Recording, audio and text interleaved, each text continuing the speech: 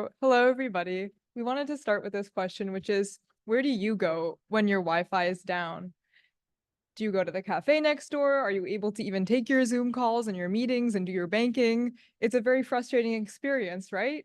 So for people who consistently don't have access to Wi-Fi, that is a huge challenge, and that's something that we are hoping to address through this research that we've conducted. So we're going to start with an overview of our work, our partnership with the City of Toronto, and what our priorities were in this work. Then we'll talk about our findings from our interview process as well as from our map making. And then finally, we'll wrap up with the Q&A. So for context, we were working with the City of Toronto's Technology and Services Division on a project called ConnectTO, which aims to utilize city-owned fiber networks to expand Wi-Fi across the city, specifically in their existing city-owned facilities. Why? Well, as we just discussed, access to internet is extremely important. You need it for basically all aspects of life now, and we're seeing an increasing digital divide for people who don't have access to Wi-Fi at home. They're not able to access these essential services, and this was a problem we noticed, especially during the COVID pandemic. So our role in this was to identify implementation strategies for how to roll out this ConnectTO program and make sure that this was done in a way to have the most significant impacts for equitable communities. Our priorities were first and foremost equity. So to address this aspect, we conducted qualitative interviews with different social service organizations to understand their user needs and what aspects of the program need the most attention. Secondly, we wanted to conduct some statistics to understand user patterns, capacity, and service standards under the existing ConnectTO program. And then thirdly, we wanted to do some mapping to understand the distribution of different target users throughout the City of Toronto so that we could visualize the digital divide. So at a glance, this is our statistical analysis, just some brief findings. There's over 7,000 clients a day on the existing ConnectTO network, and over 12 terabytes of data are transmitted on it as it exists currently. Social networking applications are the most used, and most users are accessing it through an Android device. The most used existing location is the Wellesley Community Center, and 90% of that usage is during opening hours. So we do see that whether the building is even open or not is actually a barrier. So people who might be using Wi-Fi during its closed hours can't do that because it's locked. Now I'm going to hand it over to Olivia to talk about our priority groups and how we address them through our interviews process. Hi, so our priority groups are seniors, people experiencing homelessness, recent immigrants, low-income households, and people of color. And in these interviews, we conducted a semi-structured in-depth interviews with the experts addressing the digital divide, and we found these contacts through snowball sampling, which means that we contacted professional connections and leveraged existing city partnerships. And after we obtained the interview notes and field notes, we conducted inductive collaborative coding, meaning that we went in with an open mind, trying to extract and synthesize findings rather than going in with a fixed set of themes. And we were able to be aware of our own positionalities, personal biases, and beliefs. And here is the list of interviewees. So you can see Gabe there as well. And we spoke about Wireless Toronto and Civic Tech. And we tried to match the interviewees with the priority groups identified before. So you can see people working with low-income neighborhoods. You can see people working for seniors, women experiencing homelessness, etc. So for our interview questions, we mainly wanted to understand how does this demographic group use the internet? What challenges do they face, and are there existing resources or initiatives to help them? So for our research findings, the first theme is public Wi-Fi concerns. So although universal access is a pillar of the ConnectTO project. Operational staff wanted to have everyone connecting to Wi-Fi directly within their view in a community center. So change rooms, washrooms, or any staff-only area would be off limit. And for content filtering, this is a point of divergence for TPL and City of Toronto at the moment. So at TPL, you can connect to any website you want, but at City of Toronto, you cannot go on any gambling sites, astrology sites, anything illegal. And so ConnectTO aims to provide Wi-Fi to those without home internet, which means that data security is a concern, which means that residents would be going on these public Wi-Fi for text filing, for checking their blood work results. But ConnectTO is currently labeled as an unsecure network on most computers. So how to protect the privacy of confidential personal information is the next step for this project. And the second theme is barriers to internet access. We view this as a holistic issue. So we identified device shortage, low digital literacy, and physical barriers as barriers. So as we discussed before, opening hours are limited at community centers. So there are certain hours during the nights that you cannot go into a facility and access Wi-Fi. And there is also a distance between your house and the nearest public Wi-Fi site. So that could be a challenge if you are a senior with mobility issues, for example. So for existing programs, we have digital literacy trainings, workshops, and also device or hotspot lending programs, such as the one at TPL. These programs have an issue. They tend to be short-lived, sporadic, or heavily reliant on existing private donations or COVID-19 emergency funding, which have ended. The next concept I want to introduce is Wi-Fi in third spaces. So third space is a space that you can hang out beside your first space, your house, and your second space, which is your workspace. So by having Wi-Fi in parks, cafe, TO patios, pedestrian corridors, or bus stops would reduce costs for businesses. As we know, summer is a time for street festivals and farmers markets, and currently vendors have been using their own data plans or some sort of hotspots for supporting Square machine transactions. So if we can have Wi-Fi in parks, that would be a cost reduction for them. And it also accommodates vulnerable residents. Since last spring, the City of Toronto shelters have been overwhelmed. So what they do now is that if you come in and there's no space in the shelter, they will send you to a nearby park to wait. So if we can have Wi-Fi in parks, that will help these people in need to pass time more easily or search for alternative resources.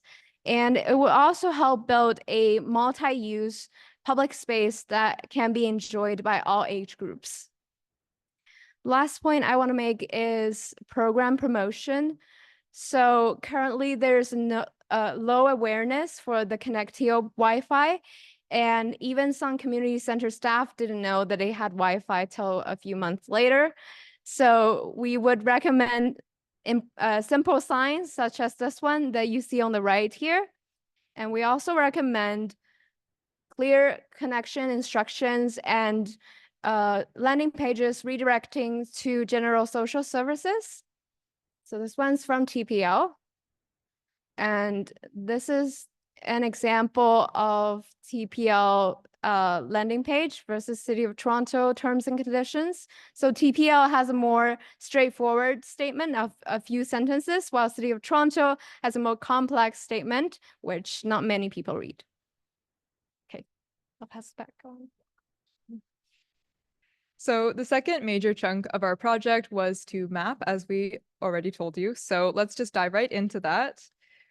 We used open data from the city of Toronto as well as StatsCan from the census, and we imported that to ArcGIS Pro to visualize those data and do some basic analysis on that. And we then made those static maps interactive by coding a web application through MapLibreGL.js, which, if anybody is familiar, is just the open source version of Mapbox. So we created a series of 4 maps, which were different layers we eventually combined into a suitability map. So these different maps allow us to understand where our target users are in the city. The first map that we'd like to show you is our map of the prevalence of poverty in Toronto. So what we're using to measure poverty is known as the low income cutoff after tax, which essentially just means what percentage of households are spending an outsized portion of their income on basic necessities like food and shelter, because that's telling us that they don't have money necessarily to put towards Wi-Fi in their home. And you can see that there is a cluster of high poverty prevalence around the downtown area, as well as out here, just sort of scattered around and less clustered than we're seeing in the downtown, but there still are those areas that are experiencing a very high prevalence. And these are also areas that we're looking at as a proxy for measuring homelessness, since people who don't have permanent shelter are key users of this public Wi-Fi program, but would not be measured by the Canadian census since they don't have a fixed address. So it's very hard to measure that. And this is the closest we can come, because our thinking is that many wealthier neighborhoods do police the presence of homeless individuals, particularly as we saw in like the Trinity Bellwoods tent encampment during COVID, that there can be forcible displacement, as well as subtler means like hostile architecture that just makes people feel unwelcome and unsafe. So to move on, we also looked at immigration. And in particular, we were interested in newcomers to Canada rather than established communities of immigrants who are more likely to have well-paying jobs, to have access to Wi-Fi, to speak English.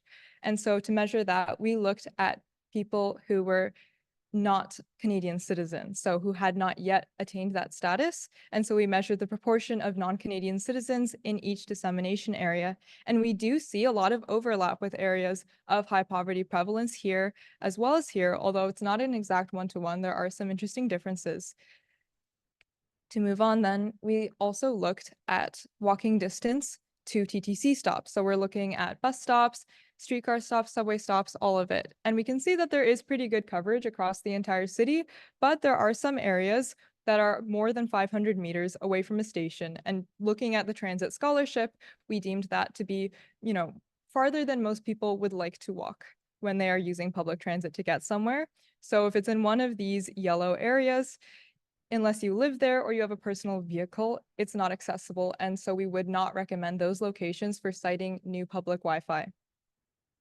And we also want to note that we're looking at network distances, not Euclidean distances. So we're looking specifically from the perspective of pedestrians, how they're navigating the street, what obstacles there are, and how long it actually takes to get there, rather than just drawing a straight Euclidean line. And the same goes for this map of distance to existing public Wi-Fi locations, because we don't just want to keep adding places if there's already a good community center there that has Wi-Fi. It is worth noting that we didn't include TPL Wi-Fi in these sites because some of the findings from our qualitative interviews were that people don't necessarily feel comfortable using the library Wi-Fi if they don't necessarily present in a way that they think library staff would like to see. So if maybe you're homeless and you don't have a nice clean set of clothes, you might not feel welcome in that space. You might feel a little bit more surveilled. You might not feel comfortable accessing the computers and just conducting your personal business there. So we want to make sure that we're adding more just community center spaces, park spaces, bus stations, just whatever spaces that people don't feel surveilled. And so that is why we're only looking at the city's existing ConnectTO programs on this map. And these gray areas represent spaces that are more than 2 kilometers away from an existing site. So there's a lot of gray on this map. There's a lot of spaces where people are just at a ridiculously far distance from the city's public Wi-Fi. And now we can see our final suitability map. Areas that are this dark green are the most suitable. And that's, if they're the darkest shade, they are scoring the highest on all of our indicators. So there is some interesting overlap in these key areas we've been seeing this whole time. In the northwest of the York University Heights neighborhood here, there's that dark green again. And we're also seeing some of these darker shades of green in the downtown area, where we're also seeing a lot of poverty and a lot of newcomers to Canada. But let's not just look at the static map. Let's look at the interactive version that we created. So you can scan this QR code if you want to pull it up on your phone, but we're also going to be going through it in 1 second. So I'll let you scan it, but I'll show you on the screen as well. Okay, so if you didn't get it, I'm sorry, but I will just be pulling up the webpage now. So this is our website, and all of these layers are interactive, so you can toggle on and off. We have parks, TTC shelters, and wayfinding structures as the preliminary round of third spaces that we're looking at, just as informed from our interviews, as ideal locations for new public Wi-Fi. And you can click on a neighborhood, and it will return not only its neighborhood improvement status, but also a list of transit shelters, wayfinding structures, and community centers, specifically ones that don't already have Wi-Fi, that are in that area, to narrow down the list of potential implementation areas. So that's just a little demo of what we've done there. And then to present this again, there we go. And so thank you so much for looking at that. Our final recommendations: we want to prioritize installing public Wi-Fi in those green areas and add to our suitability model through understanding existing city contracts and ISP networks. We want to implement Wi-Fi in parks, bus stops, cafe patios, and also make the Wi-Fi landing page available in the languages most spoken in Toronto, not just English, and redirect users to social services. Finally, it's important to anticipate and address related needs for electronic devices, such as hosting recurring digital literacy workshops and providing quiet space for users. This is in the Slack channel, but there is also this consultation happening, so please do participate if you feel comfortable. Public feedback is very important for civic life and public Wi-Fi, so that is appreciated. Thank you so much for listening. Our LinkedIns are here, and as well as the GitHub that has all of the code open for you to access if you're interested in the website. And we are happy to begin the Q&A now.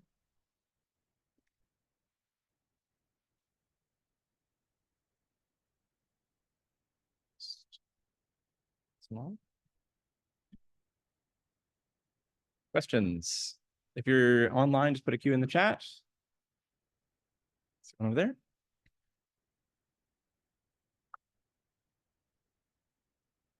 I think on the first slide, great presentation, by the way. I think on the first slide, you mentioned that 90% of internet traffic is to social media sites. Is that correct? The 90% was for the opening hours. So 90% of traffic was during opening hours. However, the majority of use is still for social media applications. Okay.